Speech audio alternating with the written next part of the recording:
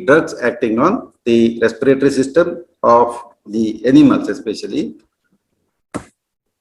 So coming to the introduction part, the respiratory system forms the several functions, and most importantly, it delivers the oxygen to the CVS or the cardiovascular system for redistribution to the remaining organ, especially varieties of the organs, and also remove the carbon dioxide from the body, which is a waste material of the body, and it is going to be removed from the body.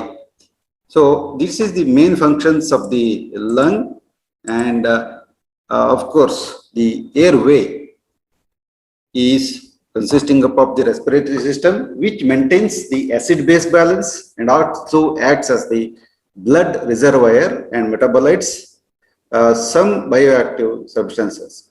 So the upper respiratory airways also provide the sense for smell and play a role in case of the temperature maintenance, especially in case of animals. That's why whenever the animal is having more and more temperature, it is having more and more respiration to decrease the body stress. So these are all the structures, anatomical structures and other things you might have learned, especially in case of the cattle, etc. So it starts from the neck, then also the nose, which the trachea, which is a serrated organ, it goes to the lungs, and in most of the animals and every animal, the lungs, there are two lungs, bilobal lungs, and it contains the alveolus, it's the basic functional part, and the terminal bronchioles. Of course, in most of the animal, it is in a similar pattern. So the airway epithelial cells also generate secretory immunoglobulins, especially of IgA type. So they are of IgA type. Then the collectins, including the surfactants A and D, and deficins and other peptides, and protease reactive oxygen species or ROS, and reactive oxygen G species. So the anatomy of the respiratory tract differs markedly among the animals, especially the regulation of specific aspect of homeostasis at the cellular level in all species require a close integration of the nervous system, pulmonary system, and also the cardiac system. So apart from the body, the animal's physical activity and the food and many more are also influencing the respiratory system. So the function of respiratory system is to extract oxygen from the molecules from we breathe and exchange them for the waste carbon dioxide molecules, especially the cellular respiration. So in this corona pandemic, you might have heard the importance of the oxygen, especially what we breathe. We take only 20% of the oxygen, especially the atmospheric oxygen. The rest contains the other gases, mostly nitrogen, but also the bacteria, pollen grains, virus, and many more particles are there. So sometimes we can also inhale the harmful germs, especially the virus. In this corona pandemic, we can give a best example of the same, which comes from the air. So we are inhaling the virus through the air, and it adheres to the upper respiratory tract, and it enters the cell, especially the coronavirus attaches to the cell and enter the cell and takes the control of the nucleus or the nucleus of a cell, especially in the respiratory system, to produce the protein which is required for its growth and also production. So because of this thing, thousands of virus genesis occurs in the cell, and they come out of the cells and damage it and try to find a new host. That's how the mechanism of the corona goes. And here, as this topic becomes very important, because during this situation, everybody should know the drugs which are acting on the respiratory system. And sometimes the harmful germs like virus, bacteria, and many more, they evade and elaborate defense within the respiratory system and cause serious disease. That's why the now also the lot of inflammatory cells and other things, they try to attack the bacteria, including the leukotriene and many more inflammatory substances. So during the war between the virus and also the self-defense mechanism cells, what happens is the damage is caused, and because of this thing, the lungs are damaged, especially the section. So here you can see that the blood flow is from the pulmonary artery is running like this, pulmonary artery, then the pulmonary vein. So here pulmonary artery and vein which supply to the lobula or lobule. So a part of lung is enlarged here. Then you can see the alveoli, which is surrounded by both arteries and also the venous sepals. And apart from this one, there is a cross section of the alveoli through which the air comes here and the oxygen is taken in and the carbon dioxide is taken out. And this is the enlarged view of the capillary network of the alveolus. Here you can see that this is a pulmonary arteriole. In case of lungs, it's totally different. Arteries carry the blood, good blood. Then here, the venous outflow, pulmonary vein, it carries the carbon dioxide. And once again, it is cleared here.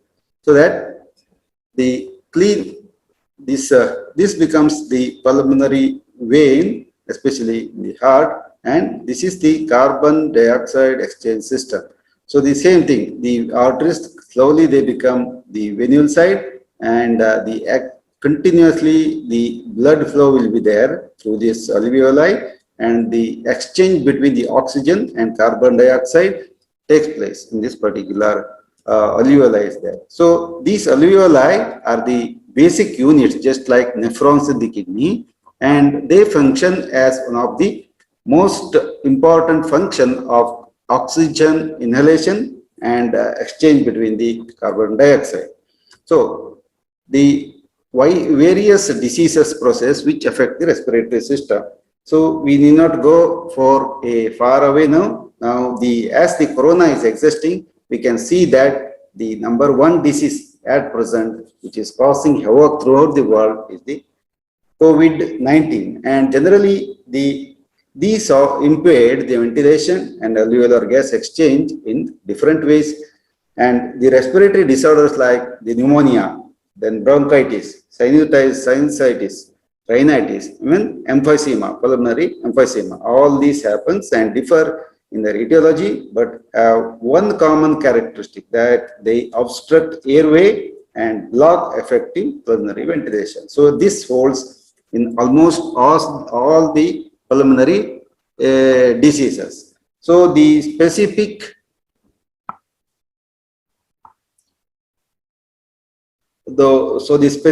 what you call as the objective of therapeutic agents, therefore, is to maintain the adequate oxygen supply.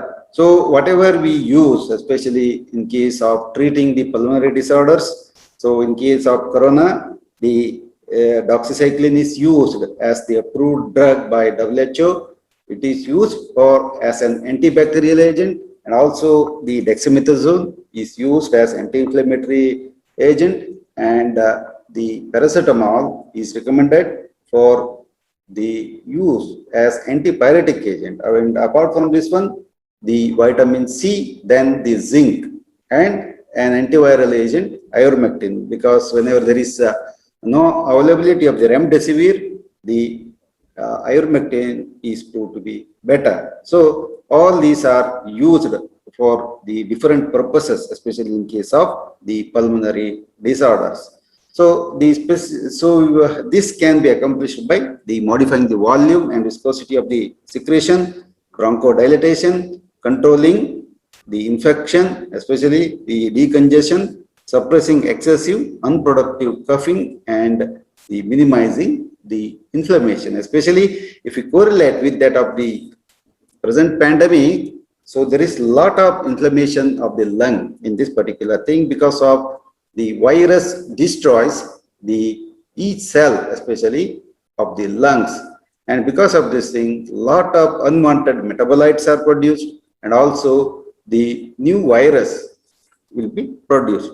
And because of the fighting between the self-defense mechanism and also the virus, the inflammatory cells, they pool together. This is called as the leukotriene storms or the inflammation of the lung. And here there will be the use of the decongestants like estimazole, terfenadine, and many more. And the infection, controlling the infection, doxycycline is used. And to, yes, some symptomatic treatments are also there to reduce the secretion. Then some drugs like tolbutamide, albuterol, these are used as the bronchodilators.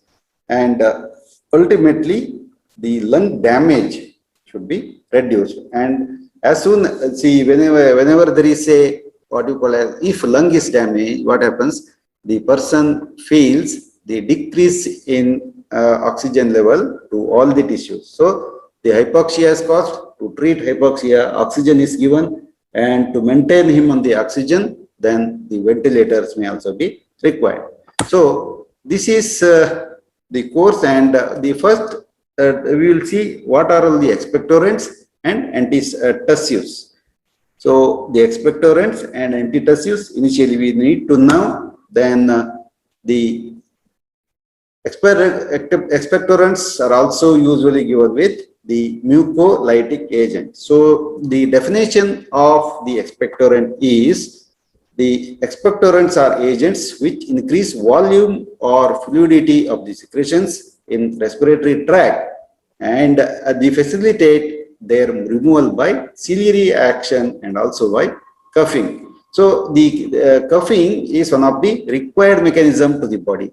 So it is, there are the varieties of the cough are there, productive cough, unproductive cough, dry cough, and all these are there.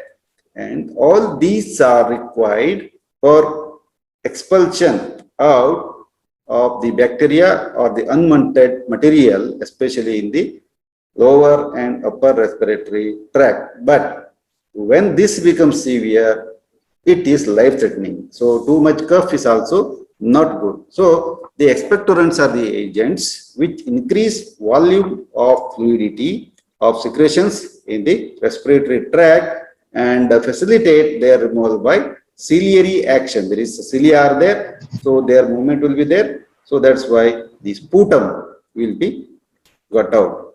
And healthy cilia, adequate volumes of respiratory tract secretions and functional cough are necessary to effectively clear the airway mucus. So you may be thinking the coughing is a difficult task, but to the body, yes, definitely it is having a lot of what you call as discomfort, because there is a chest pain and there is a difficulty in breathing, etc. But it is one of the protective mechanism to the body.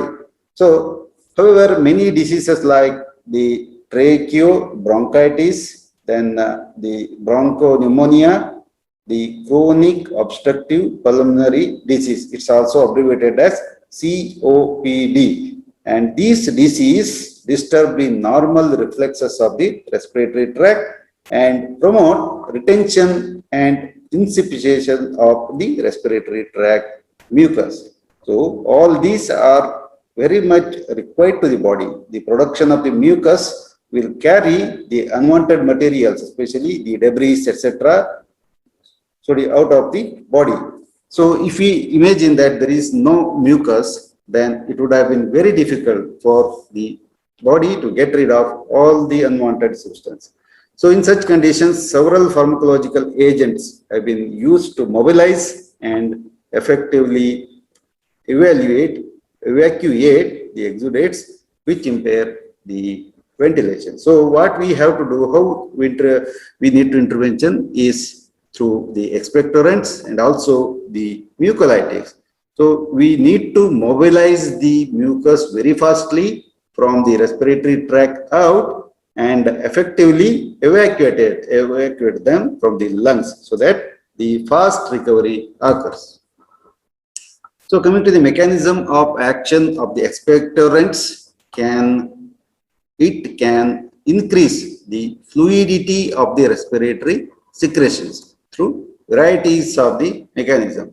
So in presence of expectorants, especially in the acute inflammatory stage where mucosa is dry and inflamed, cough is less frequent but more productive. Productive cough means there is a lot of production of the mucus and the ciliary movement try to put them out. So in the recovery stages of the inflammation where there is excess of viscous mucus and tissue debris, use of expectorant would be very beneficial, especially in case of corona infection also. Nobody need to worry because if you take the care in the earlier stage, especially the respiratory tract, so no, nothing is going to happen.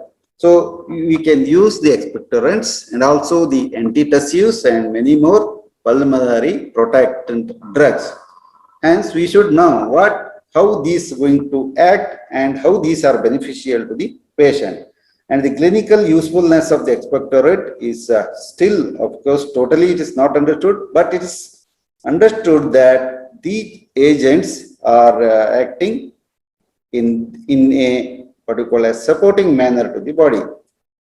So these are all the ingredients are added expectorants in both all the cough medications and are used frequently to treat the respiratory disorders in the animals as also in case of the humans and many more species. So coming to the first one, that's the classification. So depending upon their mode of actions, the expectorant can be divided into the following important groups, like the number one is secretory expectorants, or they are also called as the stimulant expectorants. So these stimulate the respiratory tract and cause the pneumonia to be relieved. The number one is the ipecacuanha and balsam of Tolu and also the squill. So these are all the agents present in the expectorant mixture, because expectorant is not a single drug. It is the mixture of 2 or 3 ingredients. And the second is direct acting expectorant. So these agents are guaiacol, guaifenesin, volatile oils, and terpene hydrate. So the third agent is mixed acting expectorants. So these contain the potassium iodide, ammonium chloride, ammonium carbonate, and sodium nitrate. All these are mixed acting expectorant. So these have got the reflex acting property and also the direct acting property. Whereas the second category is the mucolytic expectorant, or also they are known as mucolytics. So the classical example of this one, the bromhexine, it is the common most content of many expectorants. So if you see any type of the expectorants, then you can see the bromhexine. Then another drug is dembrexine, then ambroxol, the acetylcysteine, carbocysteine, erdostin, and domes alpha. All these are the mucolytic expectorants. So these agents are present in either one or the other form in the, especially in the expectorants, and most of these are given orally. And the third one is the diluent expectorants. So these are going to dilute the mucus like the water aerosols. So you might have heard the thing that the steam bath is given to some of the police persons in Chikmagalur, especially from some of the Ayurvedic people. And the saline aerosols are also there. Then propylene glycol and glycerin. These are all acting as the diluent expectorants, and the miscellaneous expectorants, just like the carbon dioxide, then antimony, potassium tartrate, and the many type of the syrups, elixirs are active. And the coming to the first one, that is the secretory expectorants, or they are also called as the stimulant expectorants. So the secretory or stimulant expectorants are primarily they are mild irritants, means they are going to have the irritant action on the respiratory tract.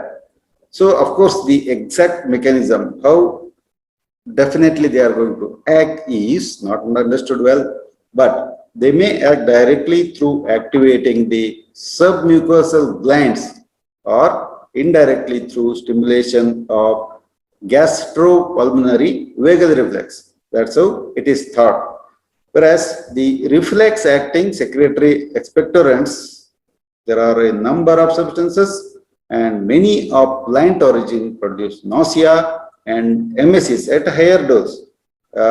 Then they are occasionally used at lower doses to stimulate the vagus nerve.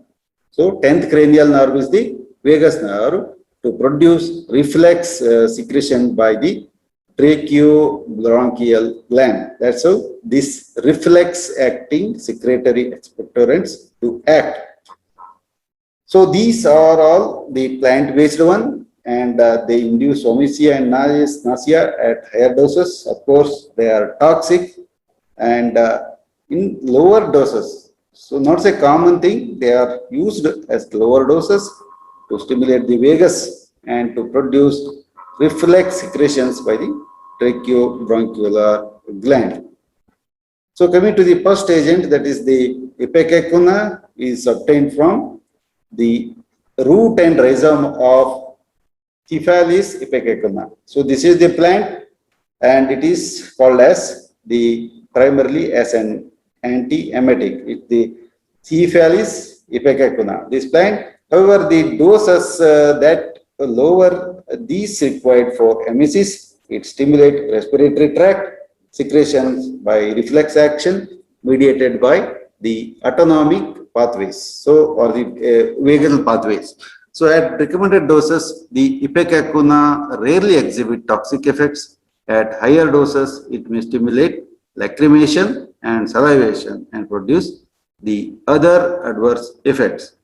So as an expectorant, ipecacuanha is very less used in veterinary medicine, of course. So syrup ipecacuanha for many other purposes like the carminative mixture and many more it is there, but still in the veterinary practice, once upon a time it was used, and now it is very less commonly it is used.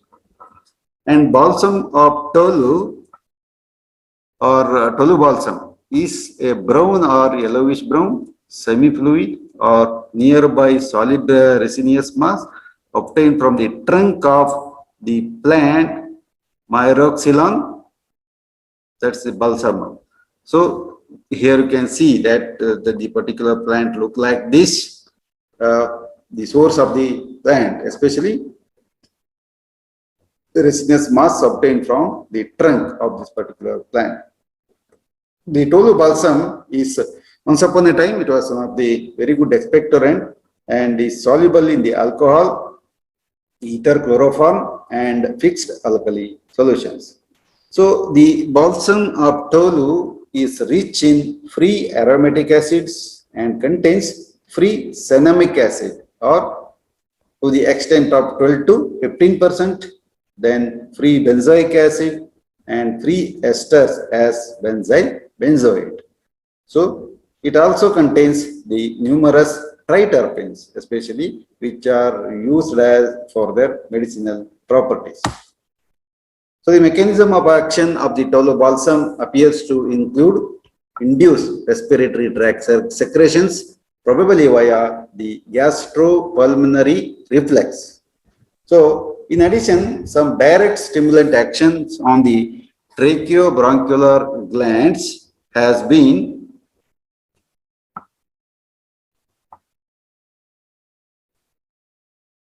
Sir ನಂತರ ಕಾಲ್ ಮಾಡಲ ನಾನು ಕ್ಲಾಸಲ್ಲಿ ಇದ್ದೆ okay okay ಆಯ್ತಾಯ್ತು okay So the balsam of Tolu is common ingredient of many cough mixtures. So you can see that which added in the form of the syrup or the tincture. In Ayurveda, still this is balsam of Tolu is used in case of dogs 0.3 to 2 grams as totally, and cattle it is 30 to 60 gram total dose. And the tincture of balsam of Tolu is used as 10%, and the dogs very less, that's 1 to 2 ml is given. So this is one of the cheapest agent that can be used in field conditions. And the other drugs like several other reflexively acting plant preparations such as the balsam of Peru, then Acalypha, squill, and coccinia are available and are used occasionally as expectorants in case of the severe bronchitis. Whereas the balsam of Peru is aromatic resin extracted from the this variant, that's the Myroxylon balsamum, a native of Central America. So these are also derived from the plant. And Acalypha plant with several species is distributed widely from the southern United States to Uruguay, and the squill, or it's also known as Kila, is distributed throughout Europe and Asia. And the coxylna is the dry bark of the Varia raspberry.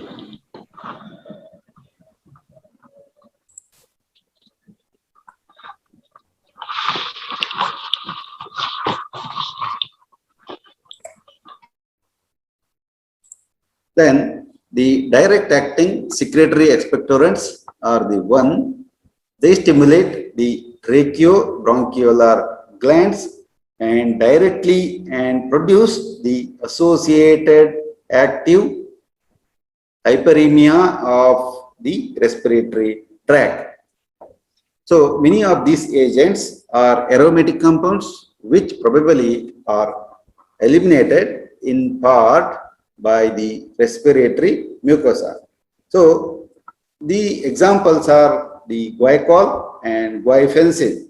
So guaiacol is naturally occurring organic compound with formula this C6H4 OH and CH3 C6. So 6 carbon atoms, H4 hydrogen 1 2 3 4.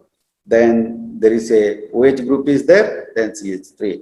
And the guaiacol is obtained by fractional distillation of guaiacum, a wood chrysolite, or it's synthesized nowadays and prepared whenever the bulk is required. We cannot obtain it from the natural origin. So it is available as an oily liquid or crystalline mass which has pleasant odor and taste. Whereas the guaiacol is poorly soluble in water and highly soluble in case of the glycerin, alcohol, and other solvents. And also in case of the ether, it's a good solvent. Whereas this guaifenesin, or it's also known as guaifenesin, or it's also called as the glyceryl guaiacolate, and it is the glyceryl ether of the guaiacol. And although the guaiacol and guaifenesin have been used for their expectorant effects, so usually the guaifenesin is more commonly used in many of the expectorants. And guaiacol and guaifenesin believed to directly increase the bronchial secretion and the mucosal ciliary action. And when after the absorption, the tracheobronchial glands secrete all these drugs. And it is suggested that these agents also reduce the thickness of the mucus in chronic bronchitis, favoring airway particle clearance. So the main use of this drug is in the central muscle relaxant. It forms an important ingredient in many commercially available expectorant mixture. So what you can do is, so if anybody is having the cough and other thing, they will be prescribed with a expectorant. So take the bottle and note down all the ingredients and store them for your further study. Then the other uses of the guanfacine apart from the what you call as the expectorant use is it has got some other neurological effects, including an analgesic effect that is related to its action as skeletal muscle relaxant. It's a centrally acting skeletal muscle relaxant and possible inhibition by the platelet aggregation. So it is also widely used in case of the wet medicine to induce and maintain anesthesia in horses and some other species also the some other uses. And the nausea, vomiting in dry mouth are the common most side effects seen very generally whenever there is a excess dose or the toxic dose. So the Guaiacol dose in case of dogs is very less, that's 0.1 to 0.6 ml total dose, not per kg. So in the pharmacology or toxicology, please see that whether the dose is given per unit mass of the animal like per kg, per pound body weight or the total dose, because many times it will end up in the toxicity if the proper dose is not given. If the underdose is given, the animal will not recover. The cattle, it's just 8 to 15 ml and horse 2 to 6 ml. And some of the volatile oils and balsamic resins are also used for the therapeutic purpose as an expectorant, like the many of the volatile oils. So the resin containing balsams are traditionally used as the expectorant in village conditions. And these agents are believed to increase secretion of respiratory tract by stimulating the tracheobronchial glands directly. So these also induce respiratory tract hyperemia and hasten the repair due to their mild irritant actions. So the drugs are usually primarily used as the medical vapor inhalation. So you know how the vapor inhalation need to be done. But these can also be used as through the systemic route through orally, and some volatiles are very toxic and produce gastrointestinal or the urinary irritation if used in the higher doses. So this holds good for all the drugs which have a effect will have a side effect. And mixed acting secretory expectorants, like they are also known as the saline expectorants. So several organic and inorganic salts stimulate the gastropulmonary, that's called as the vagal reflex, with subsequent activation of submucosal tracheobronchial gland. So the glands, especially the secretory glands, especially which are present in the airway, throughout airway, with the upper airway tract, the mid airway tract, and the down airway tract. All these have got the secretory globular cells which secrete mucus. And the most frequently used mixed acting secretory expectorants are like the potassium iodide. It's also one of the ingredient, especially in the expectorants, and the potassium carbonate, and also the sodium and potassium nitrates. And these are generally called as the saline expectorants. So actually the meaning of the saline is the sodium chloride, 0.9% sodium chloride. But these are also just some of the salts like potassium iodide, calcium iodide, etc. But they are called as the saline expectorant. Just like saline purgatives, the magnesium sulfate is a saline purgative. The potassium iodide, it is one of the chemical that is white, granular or colorless and transparent crystals having saline and bitter taste. Especially in the lab, you might have prepared the expectorant mixture using the potassium iodide. So this potassium iodide or Ki is water soluble. Also, it is soluble in the alcohol and also the glycerin. So on oral administration, it increases the respiratory tract secretions about the 150% by both reflex action originating from the gastric irritation and direct stimulation to the respiratory glands. So ultimately what is that? The sputum is the secretion from the respiratory tract is one of the beneficial thing, and many times we need to increase its production for the faster recovery. So the potassium iodide is rapidly excreted through the bronchial glands, and in this process irritates them, increasing the volume of the secretion. And in addition, the mucolytic effect of potassium iodide, it also has been suggested for causing thinning up of the bronchial secretion. The exact mechanism is not known, but it is going to thin the bacterial secretions. The major medicinal use of the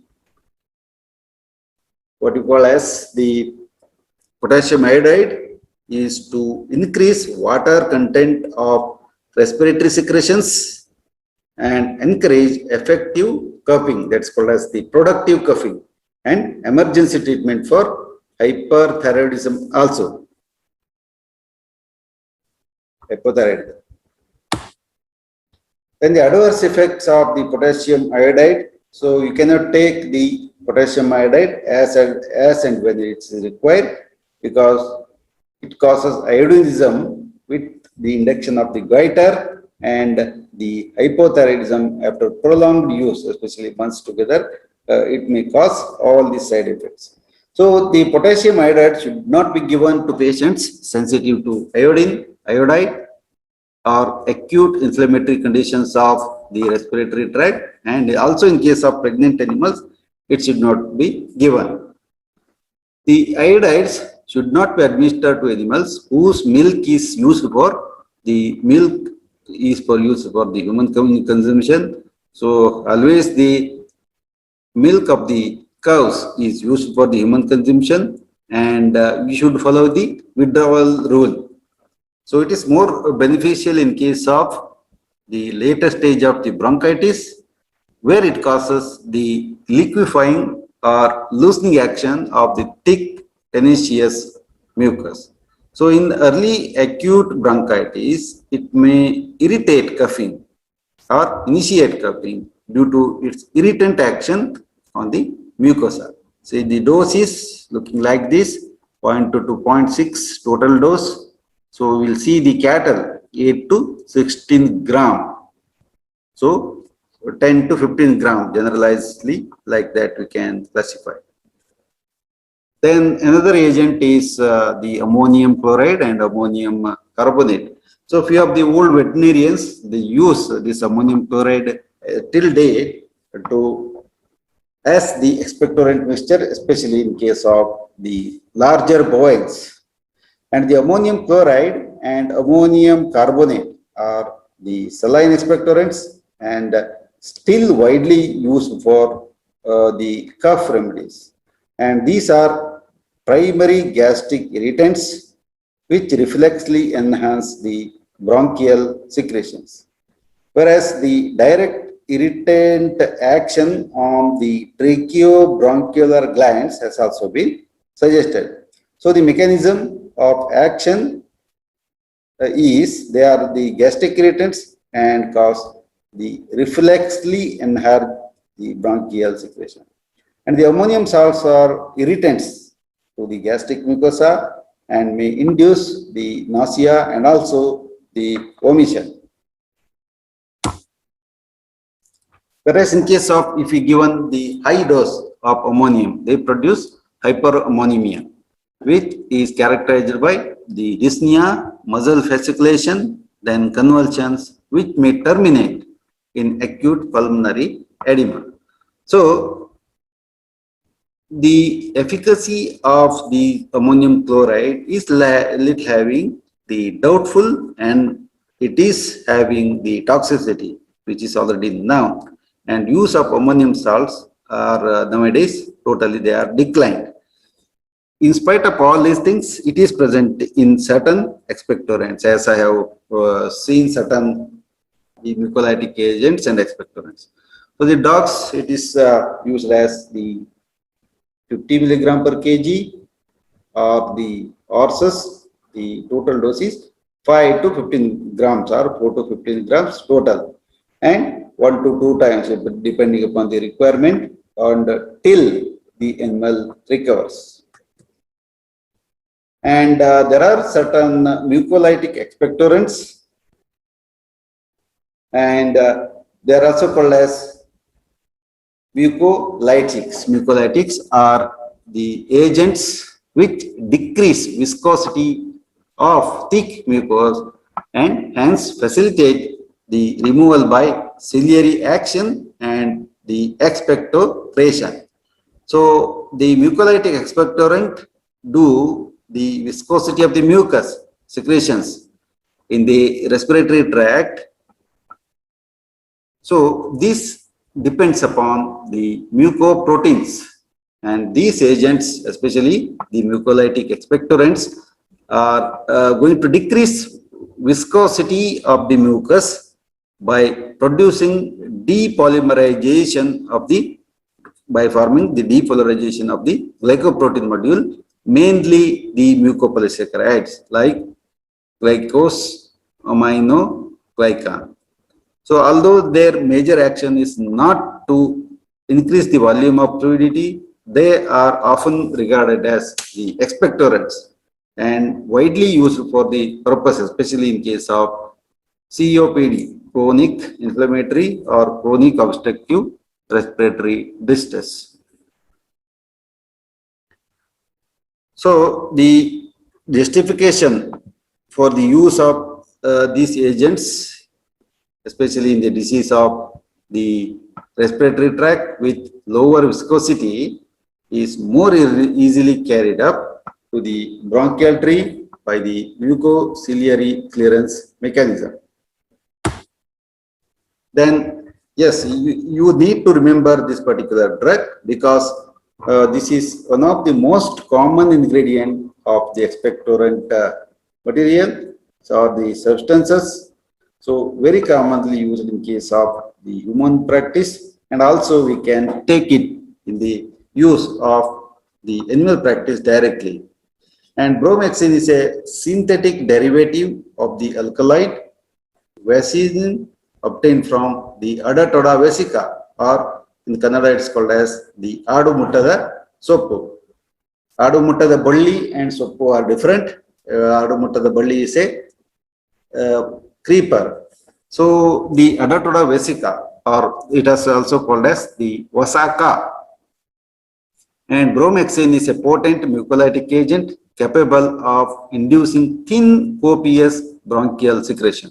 So it polymerizes the mucopolysaccharides directly, as well as liberating the lysosomal enzymes, especially causing breakdown of the network of the fibers in the tenacious sputum. So sputum, you know, it is having some what you call as tenacious nature, so viscous in nature. So it is very particularly useful if mucus plugs are present. Sometimes you feel that the respiratory tract is packed with some other material. So that's called as the respiratory plugs, mucus plugs, and to remove this thing, bromhexine is one of the good drug.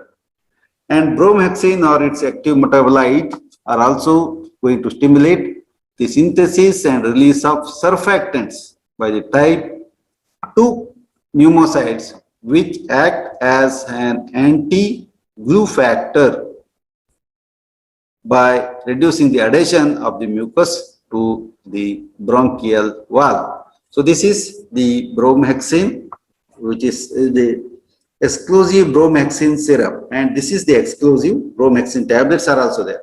But instead of the single treatment, the bromhexine is also used in combination with the chlorpheniramine maleate and antihistamine, and also some of the bronchodilators like salbutamol. So the bromhexine results in an increase in the immunoglobulin levels in airway secretions by enhancing the membrane permeability. Then as these actions promote the mucus clearance, it facilitates the expectoration and ease productive cough, allowing animals to breathe freely and deeply. So these agents are going to dilute, or they are going to increase the membrane permeability and promote the mucus clearance as early as possible. And ultimately, a powerful expectorant activity will be obtained. Then the bromhexine may be administered by both oral and parenteral routes and has been used as ancillary therapy in case of the management of chronic bronchitis in case of the dogs. So also the chronic bronchopneumonia in cattle, horses and pigs, and chronic coughing especially in case of the horses.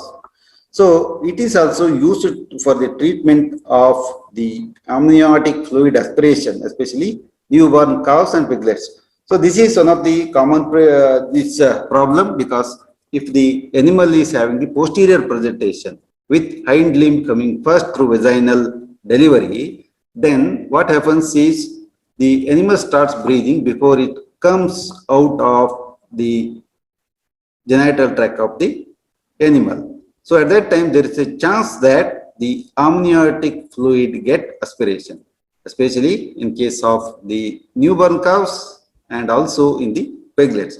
So at that time, if you administer the bromhexine, then it clears the airway. So it's available in the solution as the powder and used either alone or mixed with the antibacterial drugs. Usually, when it is required, it is always administered with the antibacterial drugs like the what you call as the doxycyclines or erythromycins, or they are also called as the macrolide antibiotics, and also the fluoroquinolones, because the concentration of these drugs will come very high in the lungs. And dose of the different animal is mentioned as 1 milligram per kg in dog, 0.3 to 1.5 milligram per kg in case of piglets, cows 0.5 to 1 milligram per kg, and the similar dose also holds good in case of the cattle and pigs as 0.2 to 0.5 milligram per kg. Usually it is administered 90% cases, the bromhexine is administered orally, but in acute situation, the injection is also used as intramuscular. Then the dembrexine is a mucolytic expectorant used primarily in case of the equines. So this dembrexine enhances serous glandular secretions by its action on the serous glandular cells, especially in the respiratory mucosa, and diminishes the viscosity of the tracheobronchial mucosa or mucus. And dembrexine is rapidly and almost completely absorbed from the gastrointestinal tract. So it also rapidly eliminated from the plasma, but under enterohepatic circulation. So the dembrexine has a low degree of toxicity and it's usually well tolerated by the animals. It is recommended in case of respiratory diseases where excess of tenacious mucus is present in airways. So it also processes some of the antitussive, means suppressing the cough, or the different types of the coughs are there. So it is going to reduce it. So the dogs, the horses, the dose is 0.3 to 0.5 milligram per kg, and it is orally administered 2 times daily for a minimum of the 10 days. That's why the dembrexine is a popular drug. And another drug that is the ambroxol. It's metabolite of the bromhexine hydrochloride. Then all other activities are very similar. Its mucolytic and secretory actions are very similar to that of the bromhexine.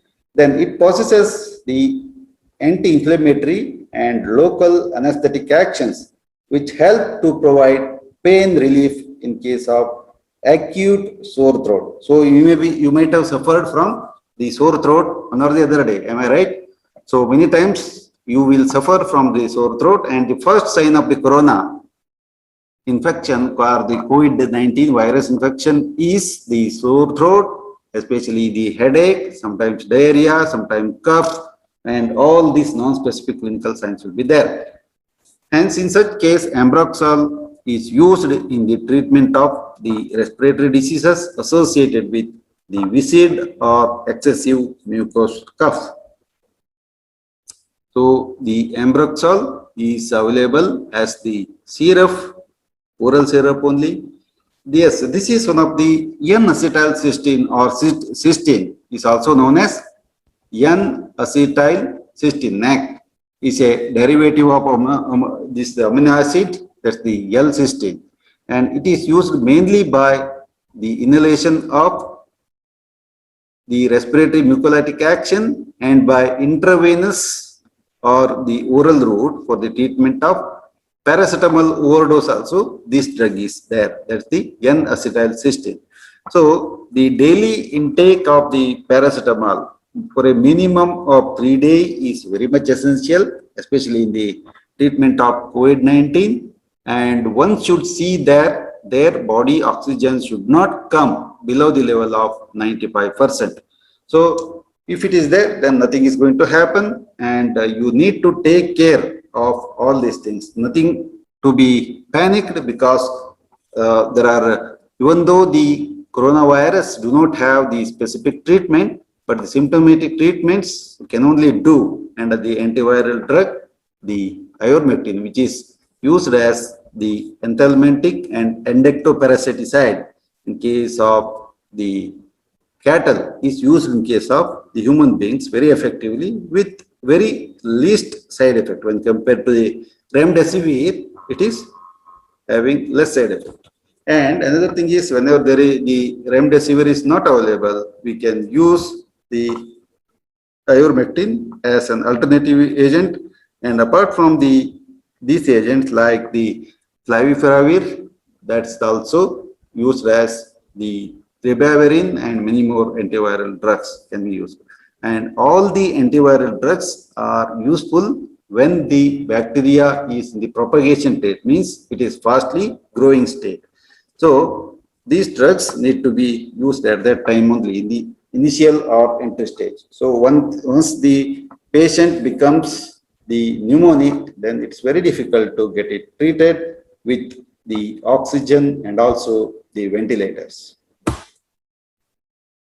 So the mechanism of action of NAC or N-acetylcysteine is, so it is going to break down the disulfide bonds in mucoprotein complexes, decreases the viscosity of the mucus secretion, and improves the mucociliary compliances. So another action is, it is got direct antioxidant effect, whereas the free sulfhydryl thiol group, it is there. Whereas another action, indirect action, is, it is the GSH precursor or glutathione precursor. So it increases the intracellular GSH concentration and reduces the oxidative stress, because the Ross scavenging effect will also be there. And thus, ultimately, it reduces the mucus secretion and protects alpha-1 antitrypsin. So, here it is going to cause the increased mucociliary clearance and the reductive viscosity of the mucus. So, thus it is effective. N-acetylcysteine, very commonly available. So, when administered into the respiratory tract, in the form of the spray or aerosol, N-acetylcysteine reduces the viscosity of the purulent and non-purulent secretions and expedites the removal of these secretions via coughing. So similarly, a spray is designed, especially in the coronavirus, that's the nitric oxide spray.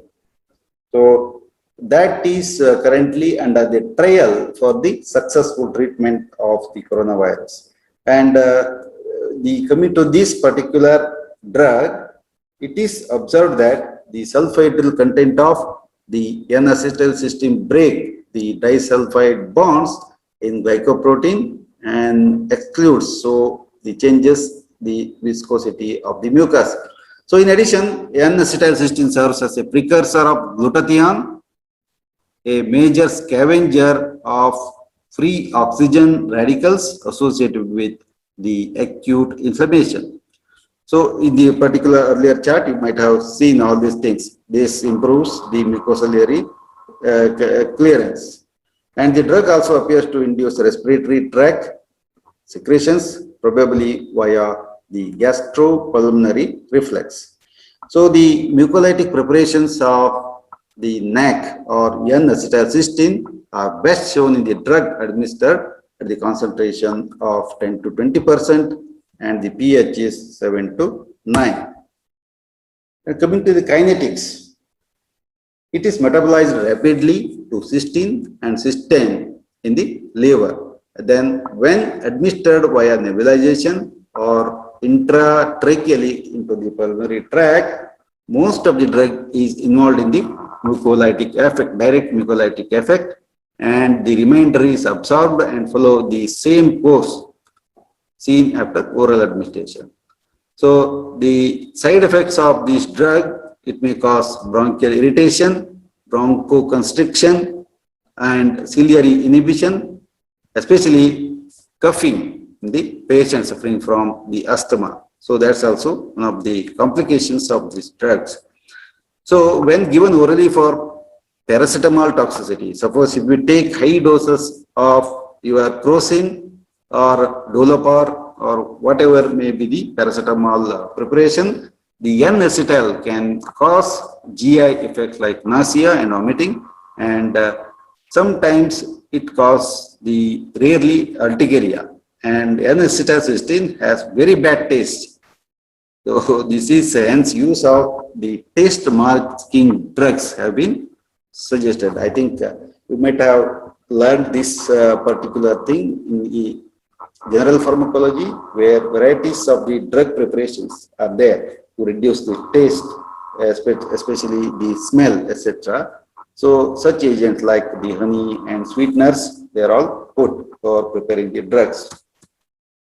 So contraindications, acetylcysteine is metabolite to sulfur-containing product, and it should be used cautiously in animals suffering from the liver diseases characterized by the hepatic encephalopathy. So whenever there is a hepatic damage, maybe due to thousands of reasons, maybe mycotoxicosis, maybe leptospirosis or the hepatic encephalopathy, this drug should not be used. Then drug interactions, it will interact with the penicillins and tetracyclines and are inactivated by the N-acetylcysteine and should not be mixed together for the administration. So the clinical use of, especially this is used in case of the human and veterinary medicines as one of the good mucolytic agent for the treatment of many type of the respiratory diseases. So the inhaled N-acetylcysteine is indicated as an adjuvant in case of the different respiratory conditions with the excess or thick mucus production such as the pulmonary emphysema, then severe bronchitis, and also in case of the tuberculosis, then bronchoatelectasis, amyloidosis, pneumonia, cystic fibrosis, and the COPD means chronic obstructive pulmonary disease. These are all the conditions in which it can be used.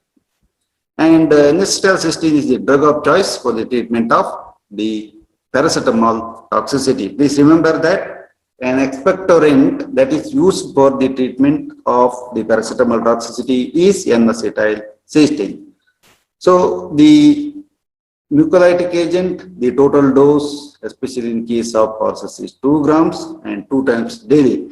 So So this drug can also be used in case of cattle, but the cost is little high, but it's one of the effective agent. Of course, the dogs and cats, the aerosol of 50 ml per hour are 20 to 20% sodium acetylcysteine for 32 minutes by the nebulization, and 2 times daily it need to be administered. In case of paracetamol toxicity, this can give the dose rate of 150 milligram per kg either orally or IV as 5% solution in the initial stage, followed by the little increase, that's followed by 7 milligram per kg every 6 hours for 6 to 7 treatment is required. Complete paracetamol should get out of the body. So the carbocysteine is also another derivative of the N-acetylcysteine and a mucolytic agent which liquefies the viscid sputum, especially in the same manner as that of the N-acetylcysteine. So it is administered by nebulization or by oral route. So the carbocysteine, and some patients of the chronic bronchitis have been shown to have got the benefit, especially in the elderly patients. Then carbocysteine is contraindicated in peptic ulcers due to the mucolytic activity and in first trimester of the pregnancy. That's also you should take care. And it should not be used in case of the what you call as the antitussive drugs.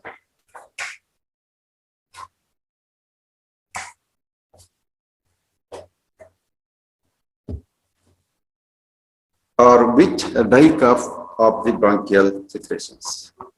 So, and iridocysteine is also having the similar properties. It is developed primarily for the treatment of chronic obstructive bronchitis, whereas the iridocysteine molecules mucus production and viscosity and increases the mucociliary transport, thereby improving the expectoration. So these are all the preparations, especially in case of dry cough. This is used like the Vostrine.